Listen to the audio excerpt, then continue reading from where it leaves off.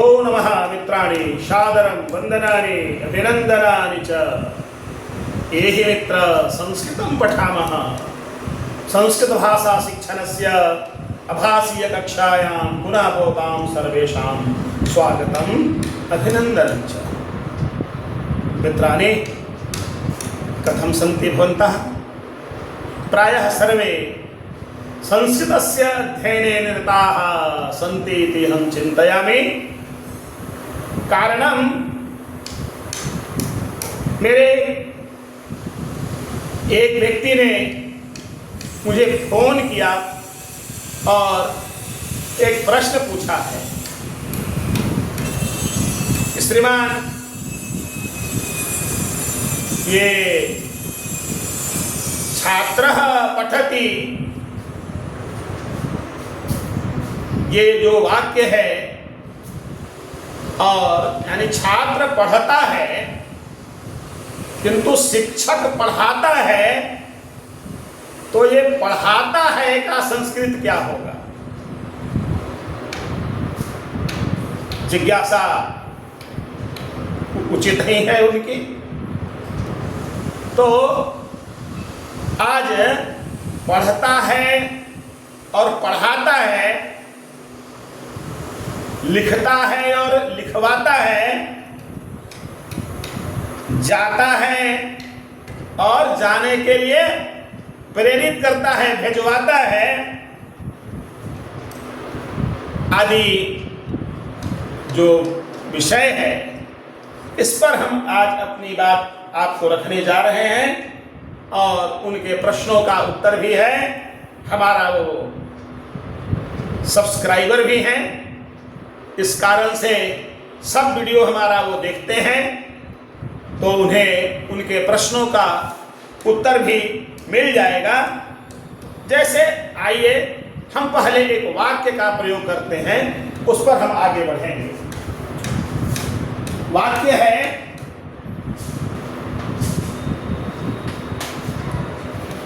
गणेशः ओदनं पचति। गणेशः ओदनं पचति। हिंदी में गणेश भात पकाता है, ये अर्थ इसका होता है। इसी को जो आपका प्रश्न था, पकवाता है, तो इसको मैं कैसे बनाएंगे? इसका अर्थ जो हुआ, गणेश भात पकाता है। लेकिन आइए मोहनः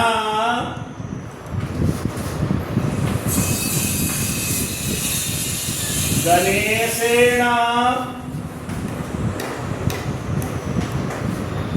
ओदनं पाचयति। मोहनः गणेशेन ओदनं पाचयति। गणेश के द्वारा, मोहन गणेश के द्वारा भात पकवाता है।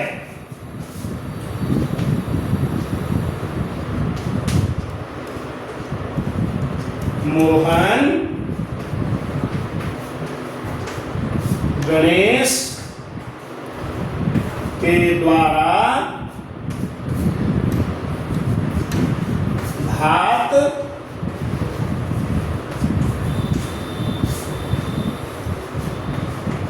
पकवाता है, ये अर्थ है। तो समस्या जो आपकी है वो यहीं से है।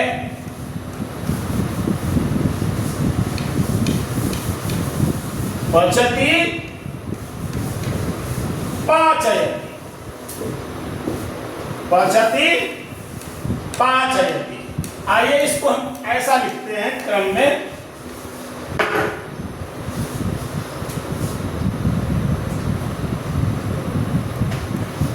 पचति। अर्थ समझ में आता ही है, पकाता है। और इधर मैं अर्थ लिख देता हूं, क्या?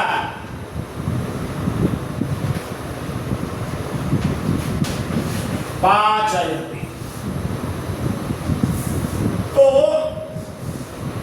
ये वास्तव में पाचयति रूप बनता कैसे है, ये कहां का है और किस अर्थ में है?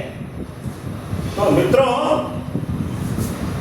धातु प्रकरण में ही एक विषय आता है, वो है ऋजंत धातु। ऋजंत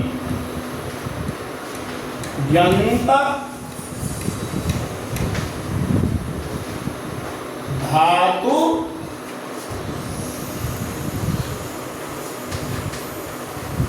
प्रकरणम। ऋजंत धातु प्रकरणम, यह है ऋजंत धातु प्रकरण।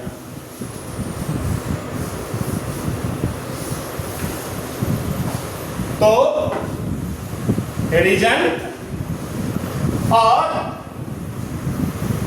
जो कुछ ऐसे भी होंगे जो ऋजंत नहीं होंगे, तो ये है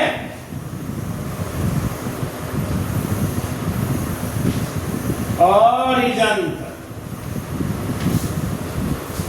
और इधर है ऋजंत, ऐसा मान लीजिए। तो ये जो ऋच प्रत्यय है, इसमें क्या? ऋजंत का ऋच प्रत्यय है। ऋच, यदि हम ऋच प्रत्यय लगाएंगे तो जो अर्थ है ये प्रेरणा के अर्थ में हो जाएगा, प्रेरणार्थक हो जाएगा। और प्रेरणार्थक धातु हम उसे कहते हैं जहां कर्ता स्वयं काम न करके दूसरे से काम करवाता है। जिस वाक्य में कर्ता स्वयं काम न करके दूसरे से काम करवाता है और उसके लिए जो क्रियापद का प्रयोग होता है वो ऋजंत क्रियापद होते हैं। और जहां ऋजंत प्रत्यय लगता है तो ऋच का अय हो जाता है, ऋच का अय हो जाता है। तो मित्रों, आइए हम इसी विषय को आगे बढ़ाते हैं, लेकर के चलते हैं। तो यहां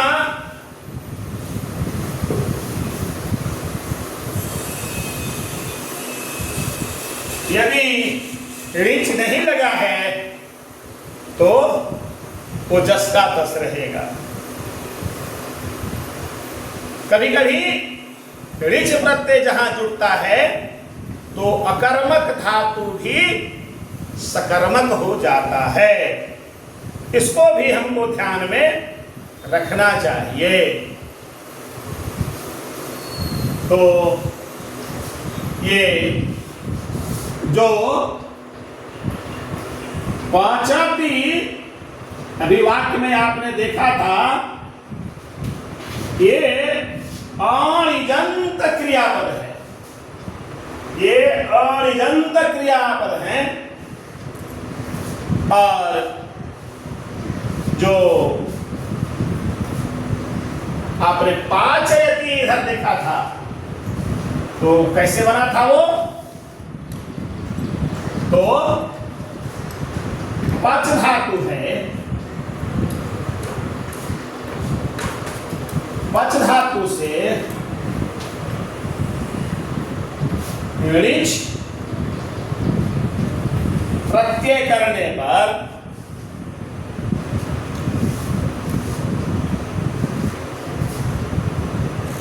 क्या बनेगा? यहां रीच का अय आदेश हो जाता है,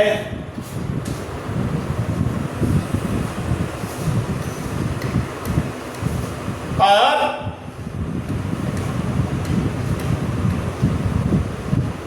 फिर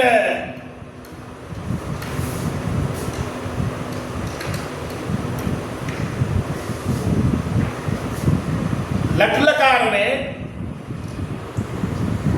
जो प्रत्यय है तित तस छी सिप थस था, आपको ध्यान में होगा, जो धातु में लगते हैं उन प्रत्ययों को जब हम जोड़ देते हैं तो रूप संपन्न हो जाता है पाचयति। क्या रूप बन जाता है? पाचयति। तो पचति अणिजंत है,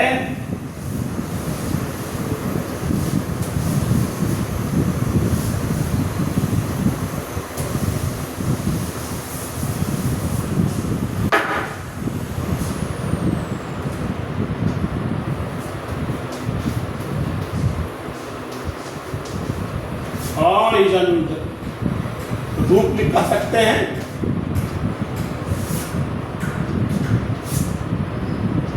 और पहला था पचति, और ये बन गया कैसे? पच रीच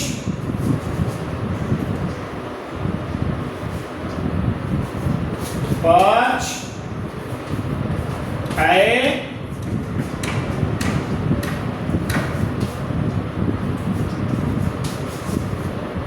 पाचयति। ये पाचयति ऋजंत रूप है। इसी तरह से दूसरा पठति, पठति, मोहनः पठति, शिक्षकः मोहनेन पाठयति, शिक्षक मोहन के द्वारा पढ़वाता है, पुस्तकं पाठयति। तो पठ धातु से रीच प्रत्यय करेंगे, पठ अय होगा और फिर वो बन जाएगा पाठयति। पचति पाचयति, पठति पाठयति। इसी तरह से लिख धातु से देखिए, ये है अणिजंत लिखति, किंतु प्रेरणार्थक में लिख से रीच,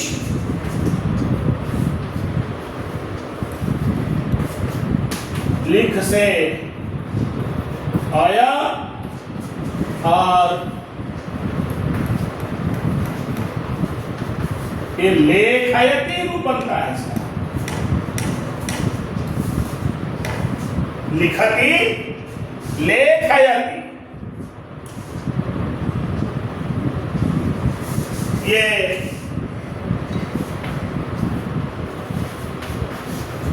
गच्छति कम धातु है,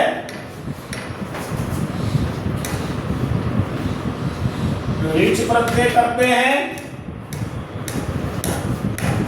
रीच के स्थान पर अय का आदेश हो जाता है और ये रूप बन जाता है गामयति।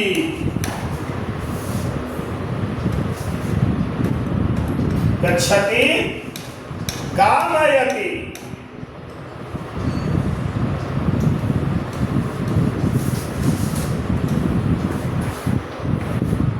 पीबती। धातु क्या है?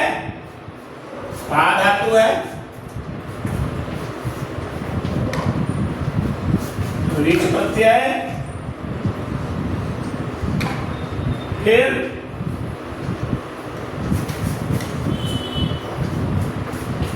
पा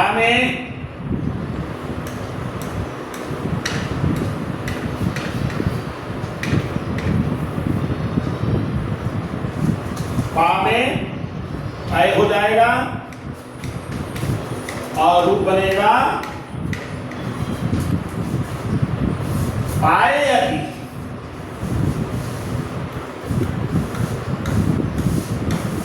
इसी तरह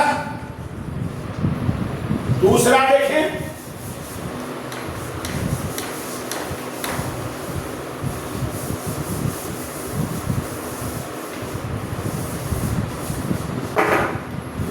धावती, दौड़ता है। धाव धातु से रीच प्रत्यय करेंगे, धाव अय का आदेश होगा और बनेगा धावयति, यानी दौड़ाता है, दौड़ता है, दौड़ाता है।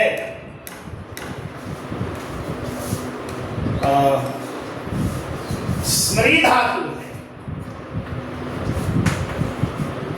स्मरति, स्मरण करने के अर्थ में। रीच धातु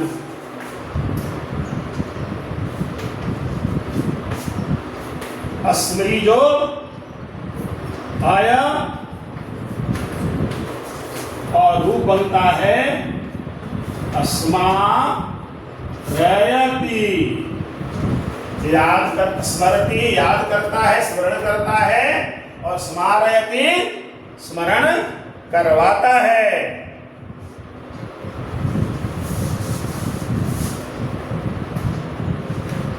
करोति क्री धातु है, रीच प्रत्यय है,